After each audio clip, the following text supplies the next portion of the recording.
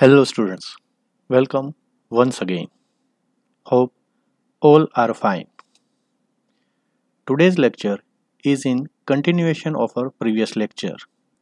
In previous lectures, we were designing a retaining wall to retain a earth mass of height 5 meters. We were supposed to fix the basic dimensions and carry out some stability checks. We were also supposed to design and detail all components of the retaining wall. We were given the soil bearing capacity of the soil as 175 kN per meter square. Angle of internal friction of the granular material as 30 degree. Frictional coefficient between base of wall and soil as 0.55. Unit weight of soil as 18 kN per meter cube. Grade of concrete as M20 and grade of steel as Fe415. Till now, we have gone for a preliminary dimensioning of a retaining wall, in which the top stem width we have derived as 200 mm, the stem slab thickness at base as 400 mm, the key slab width as 0.4 meter or 400 mm, the key slab depth as 0.5 meter or 500 mm. Foundation depth was worked out as 1.2 meter. The soil retention height as given in our numerical was 5 meter. Overall height, that is the height of stem plus base slab thickness, is 6.2 meter. Base slab width as 3.3 meter. Base slab thickness as 0.5 meter. Toe width as 1.0 meter. Using all these derived preliminary dimensions, we will work out for the design of all the elements of a retaining wall. Our fourth step is to design a stem slab. Our preliminary conditions here that we are supposed to design a stem slab of length 1 meter only, and rest of the length will be the copy of this 1 meter length. This is an isometric view of a retaining wall in which we are seeing the 1 meter length of wall which we are supposed to design in our numerical. The height of stem will be worked out as overall height minus base slab thickness. Our overall height of the retaining wall is 6.2 meter minus base slab thickness as 0.5 meter. This gives out to be 5.7 meter. This is also seen in our cross-sectional view of a retaining wall.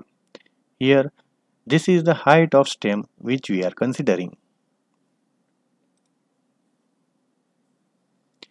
Pressure intensity at the stem base. This will be equals to active soil coefficient into density of soil into height of stem. As seen in our figure, this is the base intensity of active soil pressure. It's Ka gamma H. This will be equals to 1/3, that is Ka, into 18, that is the density, into height of stem slab, that is 5.7. This comes out to be 34.20 kilonewton per meter square. Total pressure intensity of the backfill represented by Pa. This will be equals to the area of triangle up to the stem base. Area of triangle is 1/2 base into height. It's 1/2. Our base intensity is 34.20 kilonewton per meter square into our height is 5.70 meter. This comes out to be 97.47 kilonewton per meter length of the wall. This is as shown in our figure. So total pressure is 1/2 Ka gamma H into H. gives 94.47 kilonewton per meter length of the wall. Center of gravity point of a triangle from stem base will be equals to height of stem divided by 3. It's 1/3 height of the stem, that is 5.7 divided by 3 gives 1.90 meter. This is also seen in our figure. It's h by 3. This equals to 5.7 divided by 3 gives 1.9 meter.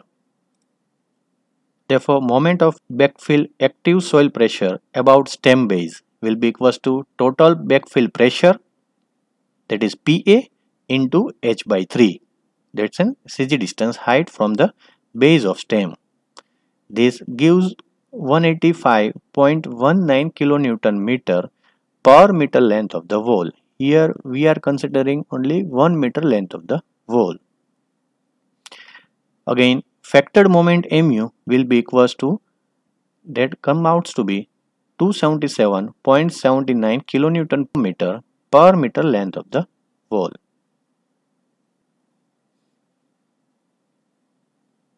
Now, overall depth of the slab at base derived in our stability check, that is capital D, is equals to 400 mm.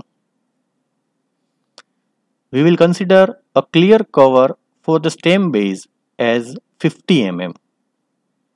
We will assume that we will use 20 mm dia of reinforcements to be used as our main tensile reinforcement. Therefore, effective depth of stem slab at base will be equals to overall depth minus clear cover minus half the diameter of the reinforcement. This gives 340 mm. Mu as derived from our previous slide is equals to 277.79 kilonewton meter per meter length of wall, which is also equals to 277.79 into 10 raised to 6 Newton mm per meter length of the wall. Therefore, mu upon BD square will give out to be 2.40 value, where B is 1000 meter, that is considered 1 meter length of wall, and 340, that is our effective depth of stem at base. This is the image of SP16 page number 48. The table number 2 gives the value of PT for the value corresponding to mu upon BD square is equals to 2.40 and Fy is equals to Fe415. The value of PT comes out to be 0.798. Using this value of PT, we can get the required tensile reinforcement area, that will be equals to PT into BD upon 100. Here B is 1000 and D is 340. The value comes out to be 2713.20 mm square, which is equals to 27.13 centimeter square per meter length of wall. Here we are using 20 mm dia of reinforcement as our main tensile reinforcement. AST required derived from our previous slide as 27.13 centimeter square per meter length of wall. Using these two values and seeing the table number 96 of SP16 page number 230, we can see that for diameter 20 and spacing 11 centimeter will give an area of 28.56 centimeter square.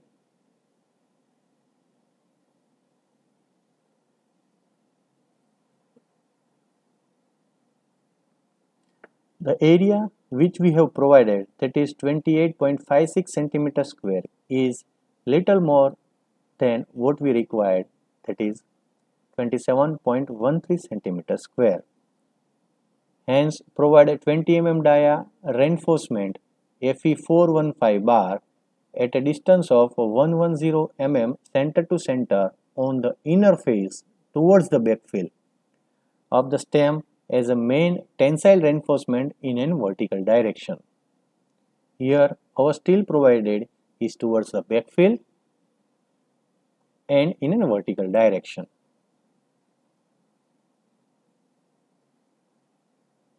Next is to find the distribution reinforcement. As per clause number 26.5.2.1 given on page number 48 of IS 456-2000, distribution reinforcement for HYSD steel is 0.12% of total cross-sectional area. Here we are having a varying thickness in our stem slab. Therefore, we will consider the average thickness of stem slab, that is equals to stem base thickness plus stem top thickness divided by 2, that is equals to 400 plus 200. 400 is the thickness of stem at base plus 200 is the thickness of stem at top divided by 2 gives 300 mm. Therefore, required AST for distribution reinforcement will be equals to 0.12 divided by 100 into B into average depth. That comes out to be 360 mm square, that is equals to 3.60 centimeter square. Again, looking at same table, that is table number 96 of SP16 page number 230. For 8 mm dia and 13 centimeter spacing, we get the area as 3.87 centimeter. This is little bit larger than our required area, that is 3.60 centimeter square. Hence, provide 8 mm dia Fe415 bar at a center to center distance of 130 mm on the inner face of the stem as distribution reinforcement after main tensile reinforcement in an horizontal direction. Provided AST is 3.87 centimeter square, which is little bit greater than our required area, that is 3.60 centimeter square. Here our distribution reinforcement will be in horizontal direction and will be in an inner face of the stem, that is towards backfill, and in a second layer, that is after main tensile reinforcement. Similarly, provide 8 mm dia Fe415 bar at a center to center distance of 130 mm on both directions, that is vertical as well as horizontal, at the outer face of the stem as in temperature and shrinkage, since the face is exposed to the weather.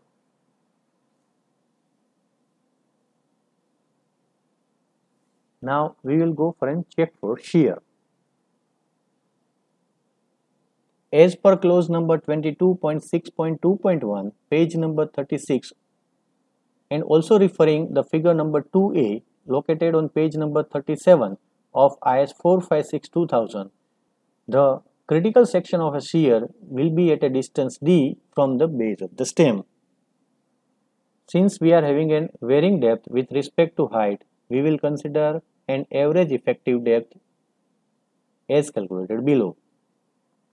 Here average depth will be equals to overall depth at top plus overall depth at bottom divided by 2, that will give an overall average depth minus clear cover minus half the diameter of reinforcement. This comes out to be 240 mm. Therefore, location of critical section from top, we will consider this height as HCS. It's a height for a critical shear section. That will be equals to stem slab height minus average depth, that is 5.70 minus 0.24 meter. This comes out to be 5.46 meter.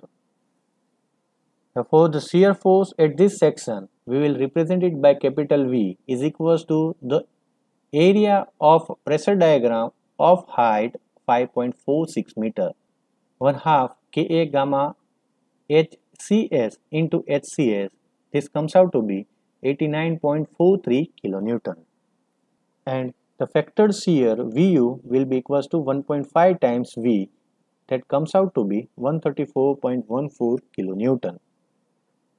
Therefore, nominal shear as per clause number 40.1, page number 72 of IS 456-2000, tau V will be equals to Vu divided by B into average depth, that is equals to 134.14 into 10 raised to 3.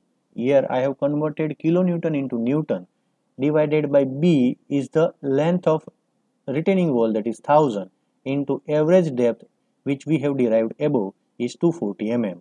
This value comes out to be 0.56 Newton per mm square. PT, what we have provided is 0.84%. Here I have taken D is equals to 340 mm instead of D average, that is 240 mm, for conservative consideration.